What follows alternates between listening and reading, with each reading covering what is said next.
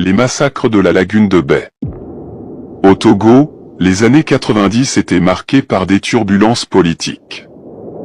C'est ainsi qu'en avril 1991, alors qu'une vague de contestation contre le régime de Gnassingbé Eyadema secoue le Togo depuis des mois, les autorités décrètent, le mercredi 10 avril, un couvre-feu s'étendant de 19h à 6h du matin.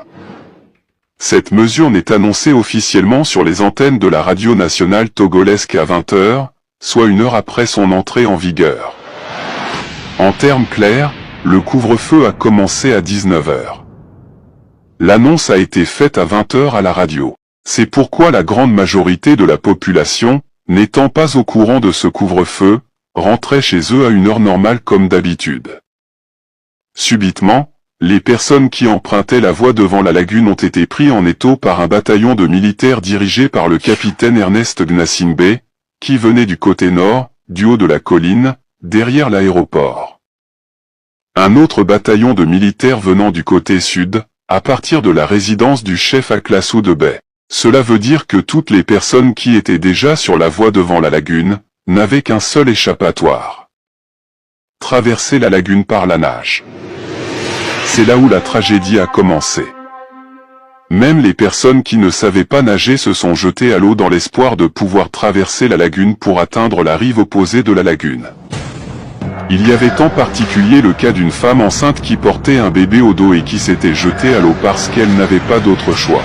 Lorsqu'elle s'est jetée à l'eau, elle s'est accrochée à un homme qui savait nager et qui tentait aussi de s'échapper par la nage.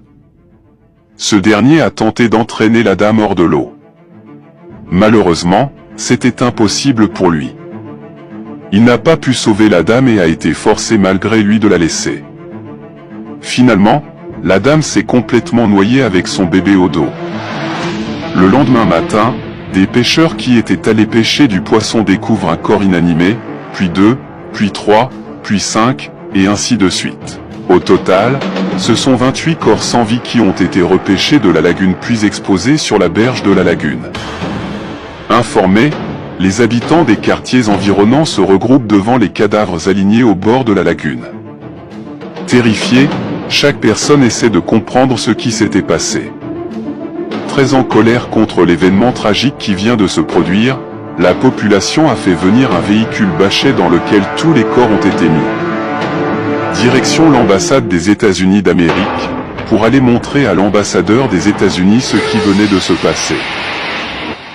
Devant la pression et les accusations de la Commission nationale des droits de l'homme, CNDH, de la Ligue togolaise des droits de l'homme, LTDH, et de Amnesty International, le régime Eyadema nie ces accusations et dit qu'il s'agit d'une manipulation, et que les cadavres venaient de la morgue du CHU de Lomé-Tokoin et avaient été jetés dans la lagune de Bai. Kodjo Tché. Le 22 décembre 1992, le soldat Kodjo Tché, garde du corps du Premier ministre Kofigo, a sommairement été abattu en plein jour, sur le boulevard circulaire à Lomé, dans son véhicule que ses assassins ont fait arrêter.